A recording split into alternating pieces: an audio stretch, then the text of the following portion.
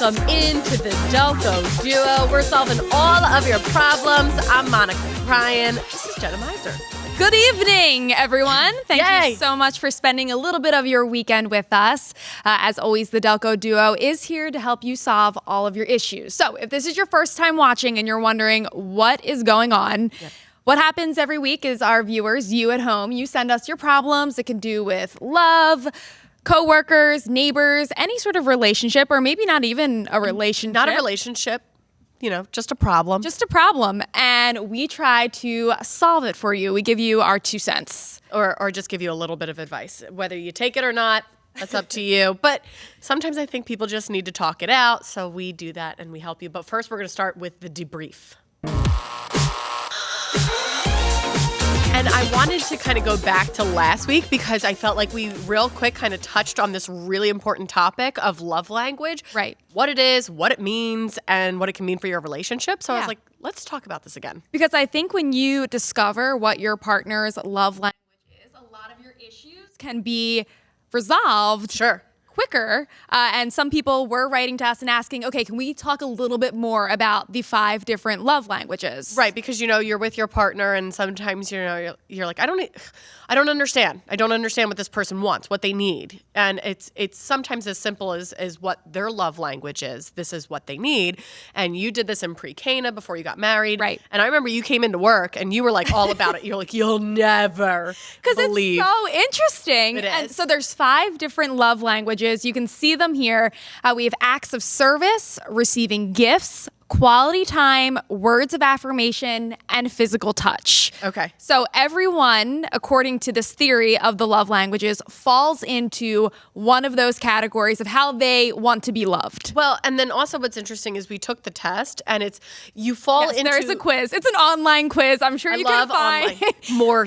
I'm sure you can find other More professional. quizzes. This was at lovelanguages.com. It was nothing, certified, but it's really fun to take the quiz and see what you are. Right. So, and then it's not necessarily one category that you're entirely, they kind of give They you break it into percentage. Yeah. And so I think what's important is, the first one or the first 2, your majority. And so when you asked me this question last week, I said, I think my love language is words of affirmation. So compliments. Yep. And then I take the test, or I take the quiz online, and I am actually, which I'm now realizing totally, Quality time. I knew you were going to be quality time. You Quality always time. talk about, leaving the kids for a night and trying to hating your children. I can't stand them. I Leaving gotta your go. kids for the night and just trying to spend some one-on-one time with Eugene. So it sounded to me like you were quality time. So I'm Yes. so happy that test confirmed it. Yes. I said that I was acts of service. So that's running errands, helping out, doing different Yes. tasks, kind of taking the load off of one person and de-stressing them. And I was acts of No service. way. I was, yes. That was like my lowest one, which is so funny because in some ways we are pretty opposite. But what's interesting is I asked Eugene to take. Okay. I asked him to take the love language quiz, and he got quality time too. Wow. One. And I think we hear a lot about opposites. So compatible. But that's the thing is you hear about people being opposites attract, but I think in this case this works for us that we both have the same love language. Well, Tate is and anytime we can get out of the house, we love it. suffocating. Like if he could be constantly holding my He's so hand. sweet. So he was physical touch, which That was my lowest. is not what you're thinking, okay? It's more of just constantly wanting to be cuddling. And I'm just like, I'm so not that. Physical touch was my last. I'm always like, give me my space. So for that instance, we are complete opposites when it comes to love language. But I think that's so good that you know that. So that his love language is physical touch. You have to, get kind of over your need for space and just say, you know what, this is what he loves. He loves to cuddle. Let's just cuddle. He needs to start doing more chores because acts of service, that is my love language. Find out your love language. Find out your significant other's love language it'll help. and try and placate it. All right, let's get to the issues that we have this week. As always, thank you for submitting them. This one's coming from Megan from Middletown. She says calling any company for customer service is her issue. It's a terrible process to get to a live operator. I think every single person watching right now is shaking their head and agreeing. And this is a perfect example of how your issue does not have to be a relationship-centric problem. Like Megan here has a problem with customer service. And don't you feel like, though, we have evolved? Like back in the day, I feel like I constantly was calling customer service, and I have not had to call a customer service. You're lucky. I feel like I haven't talked to a customer service in quite some time. I feel like I definitely have talked to customer service, and this is she goes on to say a little bit more by saying they're always using the company's wording of saying, I'm so happy to be helping you. Thank you for being a customer, to the point by the time all the formality is done, you could have taken care of my issue and 5 other issues, which I totally agree with. There's way too much formality. Like I find myself screaming at the operator, like the robot that you're just trying to talk to a live agent. Yes. 0. Well, you know that's the trick, right? Just 0, 0. No, it's not always 0. 0. You gotta listen to the full menu, people. Oh, I do not. I go right to the customer service. I don't go through the robot. So they ask you the same questions when you get to a person. Oh, can we have your account number? No, the robot got it. So the robot took my account number. When you call customer service, you just hit 0 constantly. 0, 0, 0, 0, So 0, 0, I'm the 0. type of person when it's like the menu has changed. Here are your new options. I listen to every single option and I start to stress out about, okay, what category am I falling into? So Megan from Middletown, here's how you solve it. 0, 0, 0. But I find my biggest issue, once I get to customer service, I don't know how to explain my problem in like a sensical way. I always have to be prepared. I always say, see what had happened was. And then it's like, and then he said, and then I did, and then you did, and then they're like, ma'am, can we please have your birthday? Yes. And I'm like, wait. They don't care about your problem yet. They need to confirm that you're actually a customer. And then I feel like they simplified. I'm like, well, yeah, but okay, yeah, that's my problem. I would say don't let this stress you out because, again, I am the type of person that I am on the phone, like, speak to a live agent, to the point where I am so pissed off by the time I finally can talk to somebody that I'm already bringing in a negative attitude. And it's the poor person's job. They're just trying to do their job. I also find that if you're multitasking, you feel like you didn't lose an hour of your life to this. So I always am multitasking. So if I'm on hold, or I'm trying to get through with customer service, I'm also, doing some laundry, folding. Okay. And in that case, you don't, all of a sudden you're like, okay, yes, that was an hour, but I also folded laundry, paid some bills, cleaned up. Yeah. Makes you feel better about it. Keep calm when you call customer service, and remember, they're trying to help you and do their job, but I know it can be so frustrating. So thank you, Megan. 0, 0, 0, 0, 0. I wouldn't recommend that, but... All right, up next, we're bringing you the lowdown from Lansdowne, where someone isn't happy with their daughter's swim team. Uh-oh. All right, stay with us.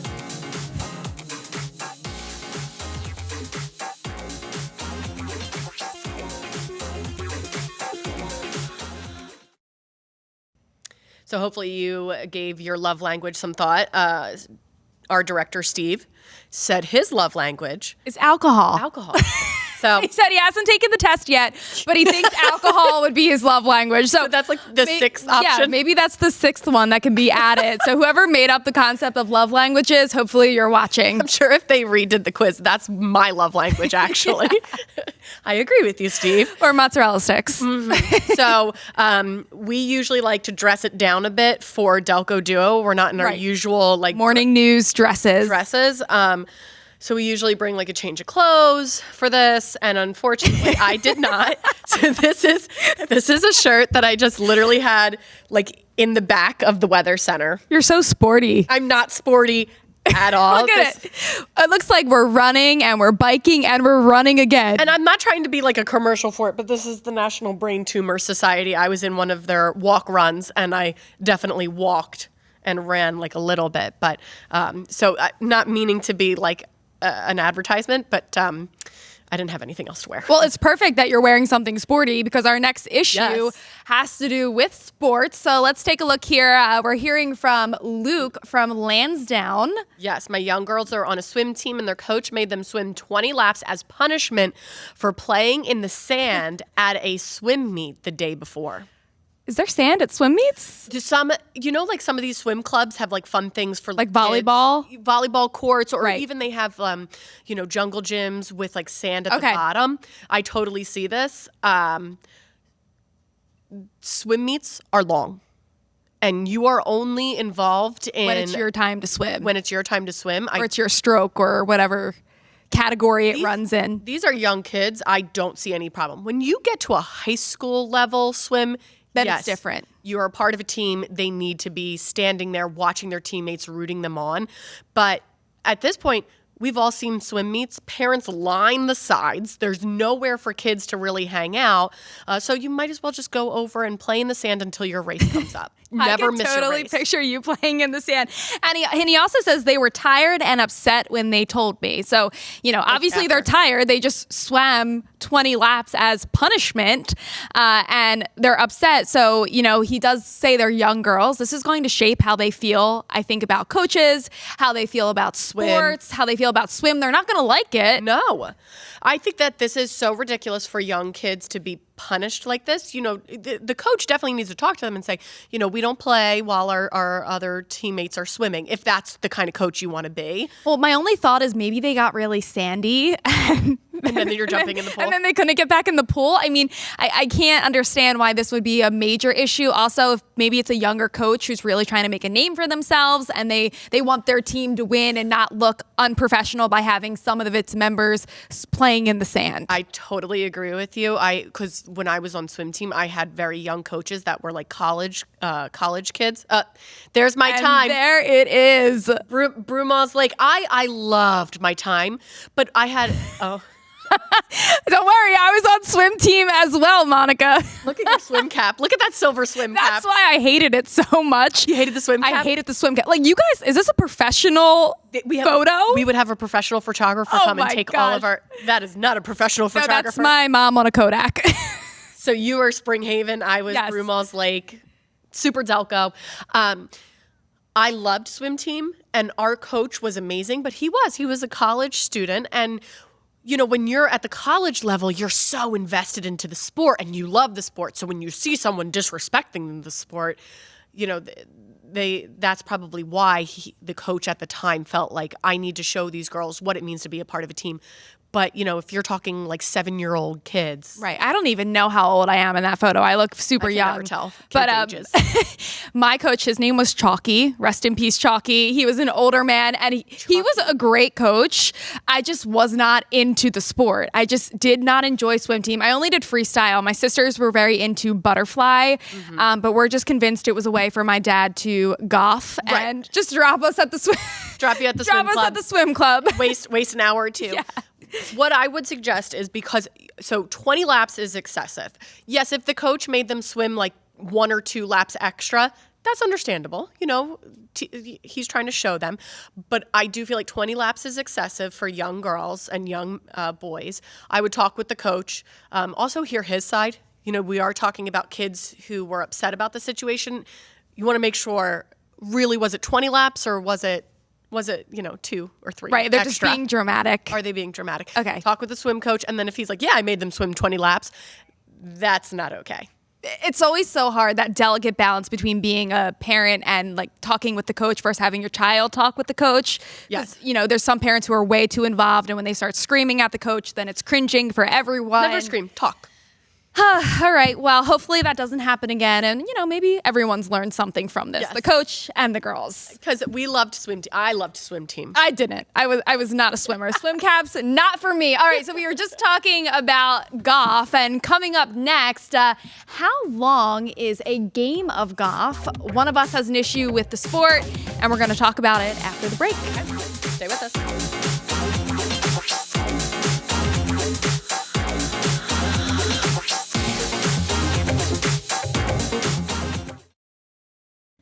And thanks so much for all of your problems, submissions.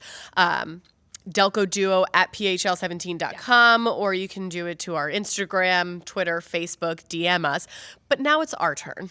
We have a lot of problems. Our problems. So let's see who has an issue this week.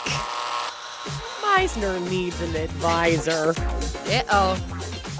All right, so it is my night tonight to talk about a problem that I'm having. And I think this is a problem that a lot of wives, girlfriends, wags. What's that stand for again? Wives and girlfriends. Isn't it though, of athletic? Well, usually it's of athletes, right. But it's not like, golf. Okay. It's just wives Wags. and girlfriends. All right, so all the wags out there, how long is a typical game of golf? How long should a round of golf, if you're playing 18 holes, last? I wouldn't know, and I thank my lucky stars. See, I don't know the answer either. Eugene does not golf regularly. He golfs once or twice a year. Someone who golfs every weekend. Well, I grew up with my dad. He golfed Thursday and Sunday. Those were his days to be on the course, and it was an all-day event. You couldn't reach Dad on Thursday or Sunday because he would be golfing. And I'm finding that I may have married someone who wants that Jenna, life. did you marry your dad? I may have married somebody who wants that golf life. So Tate golfs too much. Did you make that? Yes. Did you make that lower third? Okay, so these are just some generic photos. That's my brother-in-law's and actually one of my dad's. It was his good friend, Dave. Yes. So yeah, they're on the golf course there. This obviously is the screens. But Tate, so he is golfing tomorrow, and he always words it in a way of like, I'm asking you if I can go out and golf. And what am I going to say? No, I'm going to be the bad person, the bad guy that says, no, you can't golf. I mean, you got to have a reason. You can't just say, oh, no, I don't want you to go and sit here with me. But if you have another event or something going on, you can say, no, you golf too much.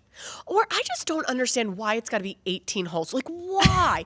Well, why? there's so much beyond the sport. Why can it not be 9? Well, that's the other thing. It's social. It is social. So a lot of times these guys are like, oh, I got to go out golfing. You don't have to. You know it's a social thing. So when you come back from golfing, you're done. Like, you've had your social outing. It's been fun for you. Now let's get back into husband father mode. I don't understand why golfing takes so long, and then when it does, these guys act like, oh, I've been out golfing all day. Well, good for you. I'm so tired. But get back into dad mode. Well, that's the thing. My issue really here that I'm bringing is that one, I don't know how long golf needs to be. So if you know it's how long, it is hours. But 2, I don't like being asked for permission, because then when you say no, or you say I don't want you to, then you're the bad guy. Right. So, when he's like, I'm going to golf this Sunday, it's just, okay, sounds good. So I don't think he golfs too much. I mean, I know we have some other coworkers like Kelsey Fabian, her husband. I think he golfs a lot more than Tate does. But I don't know. I think a lot of people can feel this way with their significant other. It's not... It's become so much more than an athletic thing. It's just such a social, and they have like drinks out there, right? The clubhouse after. It's a whole day that you're dedicating. And for me, we don't have children, so it's not that big of a deal. I kind of have a nice day to myself to do whatever I would like. But for you, if Eugene went out golfing, you would have the kids all day. And for my mom, as I mentioned, growing up, my dad, a huge golfer, she had 3 of us all day long. I can't even imagine. I do feel like you like that Tate likes golf because your dad liked golf. So there's like a little bit of a soft spot. But definitely when you guys start having kids, there's got to be a talk of like, hey, you can't keep the same golf schedule. And that one photo that we showed you earlier of the screen, like the bays where you can golf, that was actually from one of the events that I went to through work. It was a grand opening of a new space in Fishtown, and it's a beautiful space. But Tate knew that I had to get up the next morning to obviously do the traffic on the news. Yeah. So I said, I want to leave by 7 o'clock. Oh, yes. Latest. This man finds another husband in the crowd at this event, and the 2 of them play 18 holes. 18 holes on the screen. They're not even on. They're on and the you're screen. just sitting there. And I'm sitting there talking to his wife, the other guy's wife, who was so lovely. So thank gosh that she wasn't, right. But at the same time, so we didn't leave until 9 p.m. Meaning, I didn't get to go to bed and I had to get up early for work. That's what I'm like, come on, dude. I'm not sure that was absolutely necessary. It wasn't. He could have gotten out. Have you tried getting into golf? I used to golf. I used to be on golf teams. This is like a fun way for you guys to go out. But it gets so boring doing 18 holes. I understand, some people And really it's love hot. it. But for you, maybe you say, hey, I'll golf with you if we do 9 holes. And that's some good quality time. I did Love golf. language. I was the only girl on the golf team at St. Mary Magdalene. That's where I went to grade school. I can't believe your grade school had a golf team. It was like very amateur. I got the coaches award probably because I was the only girl, and the coaches award always goes to like that person that's like, nice You try. did it. Like participation, like you tried. But that's some good advice. Maybe I could pick it back up. I just think, I guess at this point, let him go with the golf, because when your life changes, you need to say, Lay down the law. You've had your golf time. Now you say no. Now it's no. All right, a lot more ahead, but before we head to the break, here's some Delco trivia for you. Ooh. In what county, school district, does the diverse student body speak more than 70 different languages? Wow.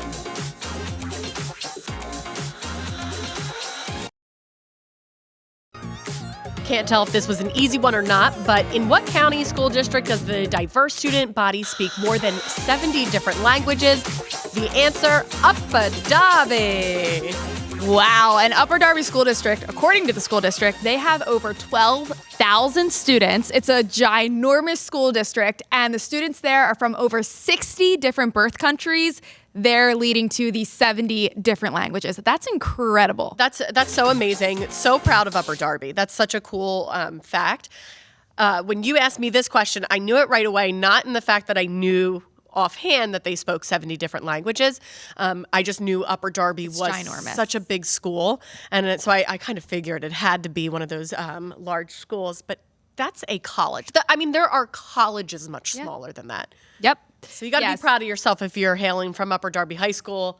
You're like from a very diverse school. That's Yes. awesome. And I think that was a little bit of an easy Delco trivia because I asked yeah? you it and you knew it right away. So I was like, should we ask that or not? But we always like to give you some fun facts. And another fun fact, the answer to the question we were just talking about, how long is a normal game of golf? 4.5 hours is a typical game of golf. So that's the answer to that question Not as well. necessary.